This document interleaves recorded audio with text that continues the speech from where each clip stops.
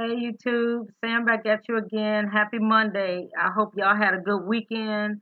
Um, for those of us here on the East Coast, DC, Maryland, Virginia, North Carolina, we are still dealing with the effects of Hurricane Florence, which uh, turned out to be like a excuse me, a tropical storm. Then it went down some more to, just a lot of rain. And when a lot of people in North Carolina and South Carolina are still dealing with that, and I want to give my condolences to the families that lost family members, and I want to it's a tragedy within a tragedy, and that's like a double whammy. And my heart goes out to each one of you. My heart goes out to all of you who have lost your homes, who have had to evacuate, and you come back home and your home is destroyed. I mean, I I don't know what that's like. I've never been in that experience, so I'm not gonna sit it there and try to act like I know what that's like, because I don't. But my heart goes out to you. It truly does. And I pray seriously that God will bless you guys, and you can get back on your feet. Of course, it's going to take time. It's not going to happen overnight. And we all wish that it could, but, um, it's just going to take time. And I'm going to do what I can to donate to one of the charities that is going to help. But I want to make sure that the money that I'm sending is going, because there's a lot of scams out here. And people are willing to do whatever it takes to take your money. I'm telling you.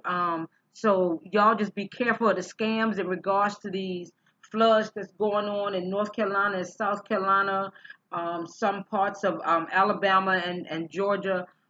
They got hit with some rain and stuff, and fallen trees and things like that on their homes. And it's like I said, my heart and prayer and condolences goes out to those grieving families who have lost family members during this time. I don't take it lightly, because every life is precious. I mean, no matter what anybody else says. So, but anyway, I'm coming to you today with a story that happened right here in Maryland, Montgomery County, in Silver Spring, Maryland. Shout out to everybody in Silver Spring. I have a girlfriend of mine that lives in Silver Spring in the Upper Marlboro area, Tisha Adams. I love you. I miss you. We got to hang out. I mean, I know you got a busy life. I got a busy life, but we as women, we do what women and mothers do. We just keep doing it. We just go make it happen. But anyway, I'm going to go ahead on in this story, and I'm going to give my thoughts and opinions as I go through the story. Excuse me, I'm getting a pair of my glasses. I feel like I'm Fred Sanford, because when Fred Sanford had to use the telephone book and use the phone, he had about 10 pair of damn glasses in the drawer, and one day he just took and put about 6 pair on. I'm telling you, there was some funny shit. But anyway, I just had to throw that in to kind of make light of it, because I just got a couple of different pair of reading glasses. So I'm going to give my thoughts and opinion again as we go through the story. Okay. 3 dead, 2 critically injured in murder-suicide in Montgomery County. Silver Spring, Maryland, a woman and her 10-year-old son are dead. Another child and a young woman are wounded at the boy's the boy's father turned the gun on himself in the early hours Monday in the Colesville area of Silver Spring, Maryland, the police said. Just after midnight. What I tell y'all about midnight? Anything after midnight, what is that? That's the damn witching hour. I'm trying to tell y'all. Y'all start looking at what time all this stuff was going on. When you hear about all these different crimes and these murders and stuff like that going on, look at the time that is going on. That's the witching hour, man. Come on, anything gonna happen at that time of night. I understand people work nights, people work evenings, and they get off at 1, 2, 3 o'clock in the morning, and they on their way home, and just some bad shit happen. I pray to God that it don't. But if you ain't got no job, or you ain't at work, if you got a job, you gonna be in the bed. If you ain't got no job, you ain't got nothing but time. And when your time is idle hands makes the devil's workshop. I don't know if y'all ever heard that, but I used to hear that as a child. all the time when I was growing up. That's why I always saw my grandmother busy, my mama busy.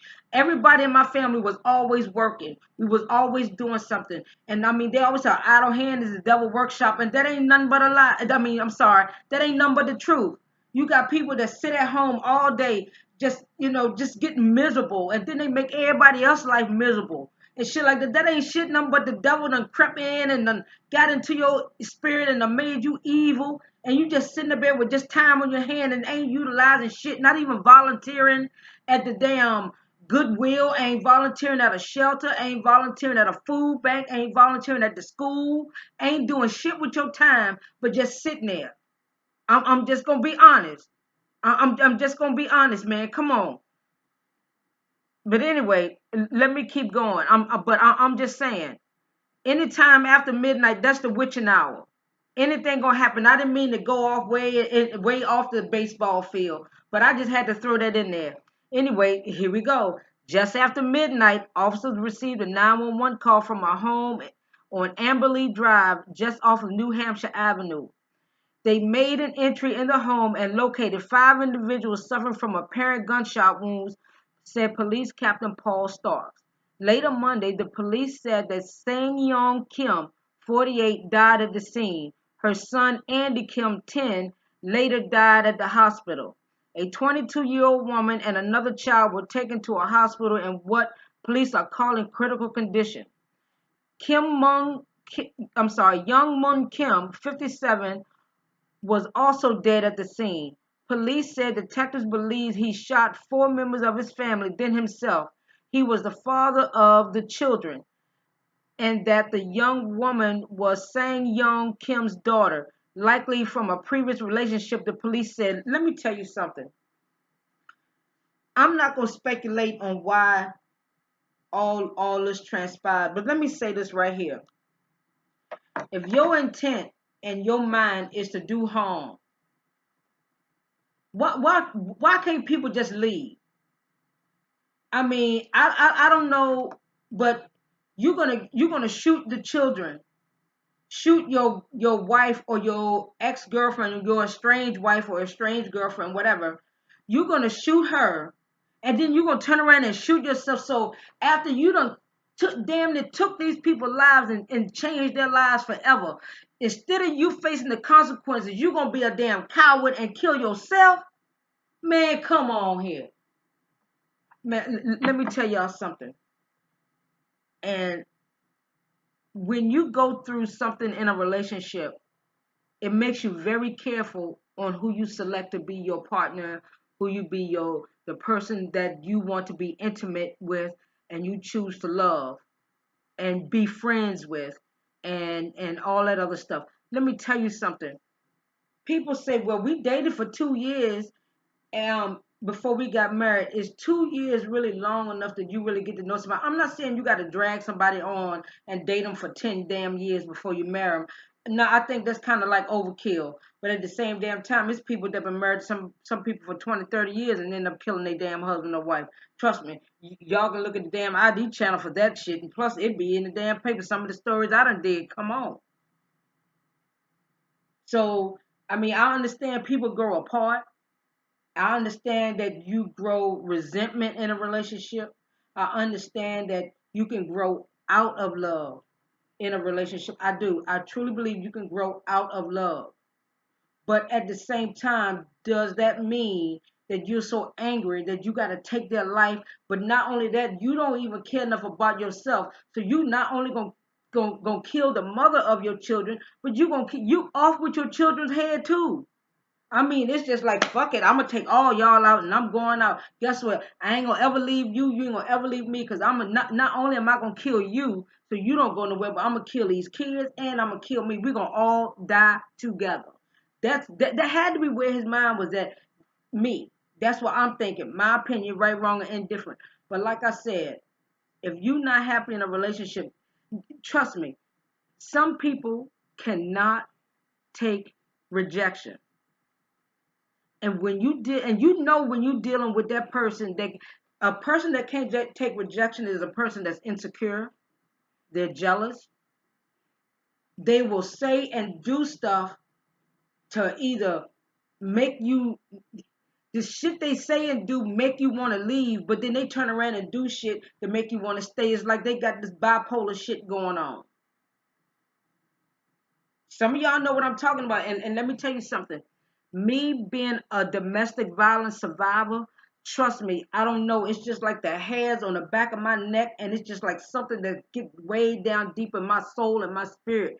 I could just tell, and I'm gonna tell you, the vibes and them spirits that people, y'all better start believing in the spiritual thing, because I'm gonna tell you right now, a spirit, when you say I don't like her vibe, that means you don't like their spirit. It's something with a person's spirit that can either turn you on or turn you off, or you just don't have no feelings. Like, I mean, they alright, they ain't good, they ain't bad, they cool, they alright.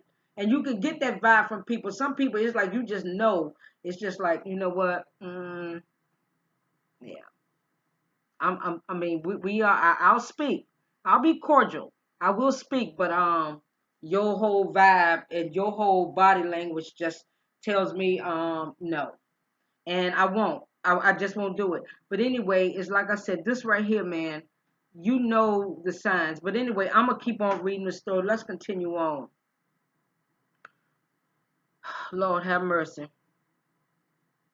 We believe that all the violence was contained within the home, and we are not looking for a suspect. Stark said, "No, you are not. You can't be looking for a suspect. This man then killed 3 people, and 2 of them are critical. Their lives have changed forever. I mean, this man was so. Let me tell you something. You got to be careful who you lay up with. You got to be careful who you marry. You got to be careful who you dealing with, because I'm going to tell you, people will flip on you.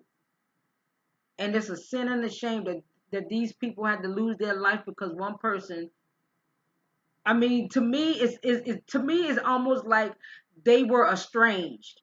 The man and the woman was estranged. You know, either she left him or he left her, she put him out, or whatever the case may be. Either way, crazy. It's just crazy. I don't get it. I don't understand it. I ain't gonna never understand it. Um, it's just, you got to learn to let go. You got to learn to move on. I mean, you got people out here who are looking for a relationship. But one thing I must say this right here. If you are in a relationship and you break up with somebody, say for instance, y'all broke up a month ago, 30 days is not enough time for you to jump in a relationship with somebody else. I'm just saying, me, that's just me. I cannot break up with a guy and in 30 days or less, I'm laid up or I'm with somebody else. I can't do that. I can't do that, because you still got to get that other stuff out of you. You still got to, you really have to reprogram yourself. And sometimes that takes time, because when you're in a relationship for an extended period of time, the both of you get a routine together. And sometimes that routine is almost like second nature. You just do it, and that's just how it is. But when it's just you, it's like, oh, wait a minute, hold up, do I have to do that? Wait a minute. Because even like when I was in a townhouse, and it was my daughter, my 2 nephews, and my niece living with me, when I cook, I cook big. I had to. I mean, I got 4 teenagers in the damn house. I mean, come on. Sometimes we have 5 teenagers in the house, so you know we had to do some cooking. So when it started getting down from 5 teenagers to 3, I'm like, okay. And I realized I don't have to cook as much because there's not as many people. And it takes a minute to adjust. And then, it got to the point, I'm like, well, whatever's left over, I'll take it to work the next day. Or, somebody in the house will eat it. I can promise you. Somebody in the house will eat it. But you have to learn to adjust. As things change, you have to learn to adjust with it. This man wasn't willing to adjust. He was like, no, I'm not going to be without you. I'm not going to be without my kids. Because the way it seemed like to me, the way they were saying it was, the mother of his kids, a previous relationship or whatever the case may be.